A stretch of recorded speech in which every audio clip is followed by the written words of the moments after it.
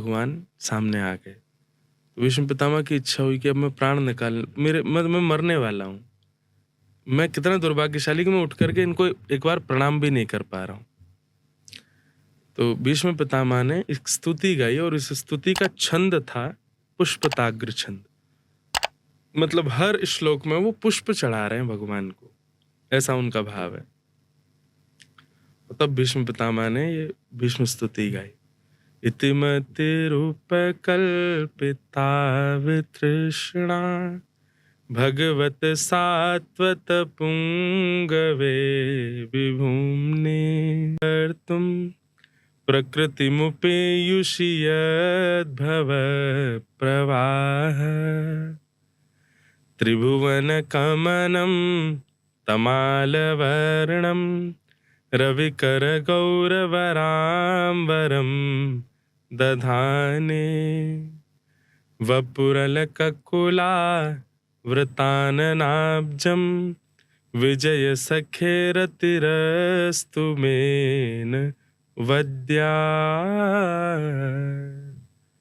तो भीष्म पितामह की ऐसे लंबी स्तुति है, पर ये 2 ही श्लोक हैं उसमें से। अर्थ भी बहुत सुंदर है इनका।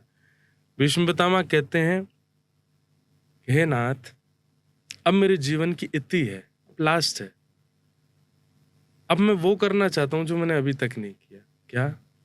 अपनी मति मैंने अभी तक कौरवों को दे रखी थी, पर मैं जाते जाते अपनी मति आपको अर्पित कर रहा हूँ।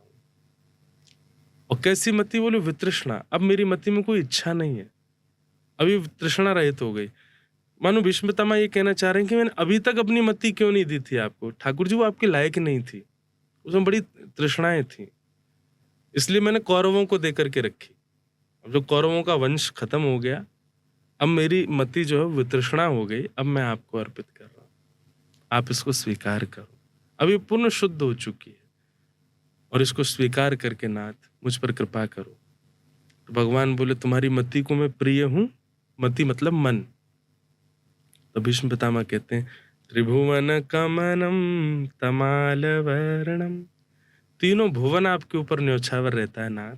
आपकी चाल, आपकी धाल, आपके नेत्र, आपकी वाणी सब इतना आकर्षण करती है, मेरी मति क्यों नहीं आकर्षित होगी? रविकर गौर वराम वरम दधाने। जब आप निकलते हैं तो सूर्य भी अपने आप को छुपा लेता है कि भाई जब एक सूर्य घूम रहा है तो मेरी क्या आवश्यकता? मेरी मति तो आपकी हो चुकी है ना, बस आप इसको स्वीकार करो। भीष्म पितामह की स्तुति के बहुत सारे कॉन्सेप्ट हैं। एक कॉन्सेप्ट ये कहता है कि भीष्म पितामह कहते हैं कि हे नाथ, मैं मरने से पहले अपनी अंतिम इच्छा पूरी करना चाहता हूँ। भगवान कहते हैं, क्या है तुम्हारी अंतिम इच्छा? बोले, मेरी एक बेटी है, मैं उसका ब्याह करना चाहता हूँ। भगवान मुंह पे हाथ रख के बोलते हैं, अरे भीष्म पितामह, तुम तो बाल ब्रह्मचारी हो, तुम्हारा तो ब्याह ही नहीं हुआ, बेटी कहाँ से आ गई? तब भीष्म पितामह कहते हैं, बोले, आपने हर मानव को बिना ब्याह के एक बेटी दे रखी है। क्या? बोले, मति। बेटी कौन? जो पिता को अपने इशारों पर नचाए, अपनी इच्छा पूरी करवाए पिता से, वो बेटी। हमारा मन ही तो सारी इच्छाएं करता है, मुझे ये खाना है, मुझे ये पहनना है, मुझे वहां जाना है। एक कौन कहता है? मति तो कहती है। तो ये बेटी जब तक कुंवारी रहती है तब तक पिता की नाक में दम करती है, बोले मुझे यहाँ ले जाओ, ये दिलाओ, ये कराओ। लेकिन जब बेटी का ब्याह हो जाता है, भगवान बोले वो फिर पति के नाक में दम करती है। बोले नहीं नहीं भगवान, एक बात और सुंदर है। बोले क्या?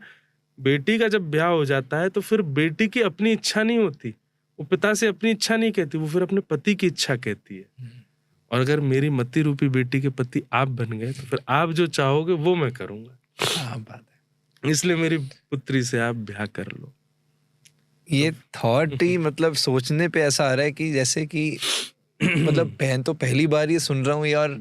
मतलब लाइफ में ऐसा लगता है ये चीजें अगर बस जैसे आपने स्टार्टिंग में कहा कि सुनना और एग्जीक्यूशन, इसको अगर हम अप्लाई कर लें तो लाइफ में जो डिप्रेशन, एंजाइटी, जो प्रॉब्लम्स हैं, इसका एक हमें रास्ता मिल जाएगा। अब 2 चीज मैं आपके सामने रख दी जी। एक, आपने हजारों लाखों रुपए खर्च किए, एक बोतल भर ली, एक प्लेट सजा ली और एक तेज गाना चला लिया, उसके बाद में आपको कितनी देर का सुख मिला? थोड़ी देर का।